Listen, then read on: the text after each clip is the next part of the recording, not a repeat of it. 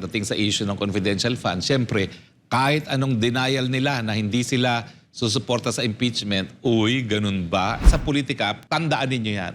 Kapag meron silang pinaplano, denial muna. Iba na yung usapan. Kapag tatanggalin mo na yung kapartner mismo ng presidente sa eleksyon. Duguman niya o hindi si Martin Romualdez, hindi naman susuportahan ni presidente yan. Dahil otherwise, mapapasinungalingan niya lahat ng pangako niya ng eleksyon. Dahil ang pangako lang naman niya, iisa lang, pagkakaisa. Tapos, unang-una, doon sa sarili niyang partner, magkakawatak-watak silang dalawa. No?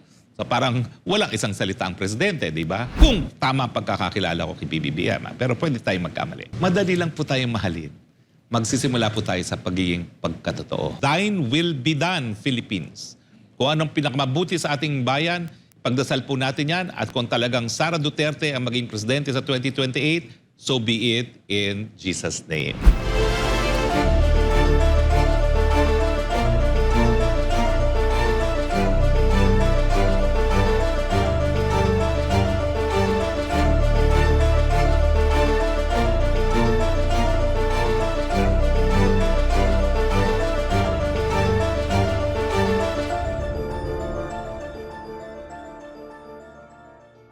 Kaugnay nga dito, attorney, sa impeachment issue, anong magiging implikasyon o paano ba makakaapekto yung mga naging pahayag ngayon na naglabasan like Congressman Dalipe at Congressman Tulfo at maging si Speaker na walang plano, walang planong impeachment laban kay VP Sara na pinag-uusapan dyan sa Kamara? Wala. Kasi kung pagbabasihan natin yung nangyari sa confidential fund, naalala nyo na pinagtulungan din nila sa majority coalition yung reklamo ng mga teroristang CPP-NPA sa Kongreso na tanggalin na yung confidential fund ni VP Sara. Pero anong nangyari? Sa bandang huli, nanaig nga ang politika at talagang kinampihan ng mayorya mismo yung mga teroristang CPP-NPA na kasama sa kanilang hanay.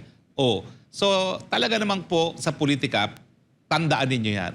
Kapag meron silang pinaplano, denial muna. Ang ginagawa nila, sina-sound off nila kasi alam naman nila na kapag nagsalita ang presidente sabihin, itigil yan, ititigil yan. So ngayon, tinitignan nila kung ano maging reaksyon ni presidente, kung susuportahan o hindi, or kung mananahimik muli. Dahil pag nanahimik muli si presidente, parang yan nangyari doon sa confidential fund. Payag siya.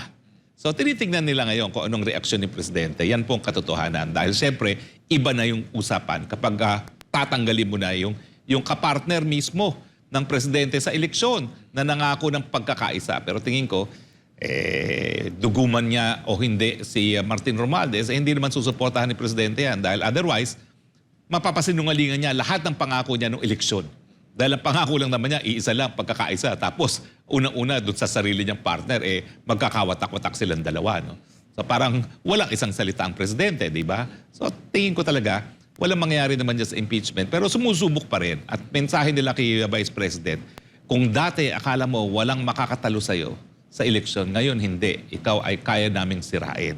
So, pero tingnan naman po natin dahil everything naman is pursuant to God's plan. No? Tingnan po natin kung anong plano ng Panginoon. Pero nakikita mo ba, attorney, na dapat na rin magsalita ang Pangulo ukol dito para mahinto na itong kontrobersya na ito dahil napakalayo pa ng presidential election, ito na yung lumulutang eleksyon na agad. Ang daming problemang kinakaharap ng bansa ngayon. Ang Pangulo abala sa ibang bansa, pumupunta sa ibang bansa para mangalap ng pondo pang buhos dito sa Pilipinas. Well, tingin ko, yung pananahimik niya ay isang uri na rin ng pananalita. Pero iba naman ang pinag-uusapan pag tatanggalin na yung kanyang kapartner sa politika na nangampanya sa kanya at nagbigay sa kanya para maging presidente. No? Masyado namang yung tinatalikuran ang kanyang pagsasama kay BP kung di siya magsasalita ngayon. So tingin ko, tinatry pa rin nila, sinusubukan, pinipil out kung anong sasabihin ni presidente, pero ngayon pa lang tingin ko sinabihan na yan in private, tumahimik ka na. Kung tama ang pagkakakilala ko kay BBM, pero pwede tayong magkamali. Talaga namang lalong tumindi pa ang paghanga ko kay BP, ha? Kasi kita mo, hindi naman siya kalaban, tinanggalan ng budget. Anong ginawa ni BP Sara? Sige na nga, alang-alang sa pagkakaisa, alang-alang sa pagkakaroon ng isang malakas na republika, isasantabi ko na yan. Pero tao lang naman si BP Sara. Kahit anong sabihin nyo, masakit yung nangyari sa kanya. Na siya ay nagbigay na kay PBBM para maging presidente, kinampanya si PBBM sa Visayas at Mindanao kung saan napakalakas ni BP Sara at ngayon, siya pa ngayon ang natanggalan ng budget, no? Ng sariling mga di umano'y kaalyado. Pero anong mga salitang sinasabi ni Inday Sara ngayon habang wala ang presidente? Siya'y umiikot sa mga lugar na nasalanta ng bagyo at sa ngalan ng presidente, siya'y nagbibigay tulong. Hindi naman sa ngalan lang ni BP Sara Inday Duterte ang kanyang ginagawa.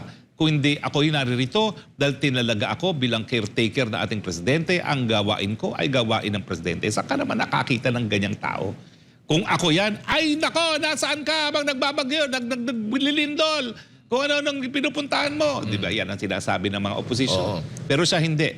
Narito ako sa ngalan ng presidente, nagbibigay tulong, nakikidalamhati sa inyo sa panganahon ng pangangailangan dahil ako mismo naranasan ko yung malakas na lindol. Ibang klase pong leader na yan. Tsaka Hindi kayo makakahanap ng ganyang leader na attorney, marami. mapapansin mo, sanay na sanay si Pangalawang Pangulo ukol dyan. Kumbaga parang walang pagbabalat kayo na pupunta doon for the sake. May halo ba? Di ba makikita mo yan sa gesture. Sa kanya talagang sanay na parang ina. Dahil alam ko na during sa mayor pa rin siya, during mayor siya nung sa Davao City, talagang ganito na rin yung kanyang ginagawa every time na may mga pagtulong. At I'm sure meron siyang kahit anong tulong na binibigay pero hindi siya nag-iiwan ng kanyang initials. Ng Merong SD. initial, OVP lang. OVP, Walang SD, no? Sabi nga ni dating Pangulong Rodrigo Duterte nung panahon na siya ay nagbibigay ng tulong, ayaw niyang ilagay talaga yung pangalan niya. Ang nilalagay niya, from the people, halimbawa, nung mayor siya, from the people of Davao. Diba? Galing naman talaga doon yung pera, di ba? Ito, galing kay... Ito nga, ako'y narito sa ngalan ng ating Presidente Bongbong Marcos. Kaya ako po, wag po kayo mag-alala. Kahit ano pong mangyari, sumusunod ako sa aking leader.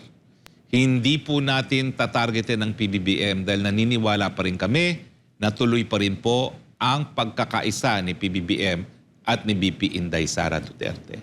Totoo po, mas malapit ako kay BP Sara. Bakit naman hindi? Palagi akong kinakausap ni Inday Sara. Ito naman si Presidente, halos 6 na buwan ko nang hindi nakakausap. No? Pero ganun pa man din po, dahil ninanais pa rin ng ating BP Sara ang pagkakaisa, hindi po natin tataluhin ang Presidente PBBM. Majority Floor Leader Dalipe, kung gusto niyong mahalin kayo ng mga men in uniform, huwag niyo pong kakampihan yung mga pumapatay sa kanila sa ating mga kabundukan. Masakit po sa kanilang makita na ang mayorya, ang liderato ng Kamara, kinakampihan pa yung hanay ng mga terorista na pumapatay ng ating kasundaluhan. Hindi po kayo mamahalin kung patuloy ang suporta nyo dyan sa mga teroristang yan.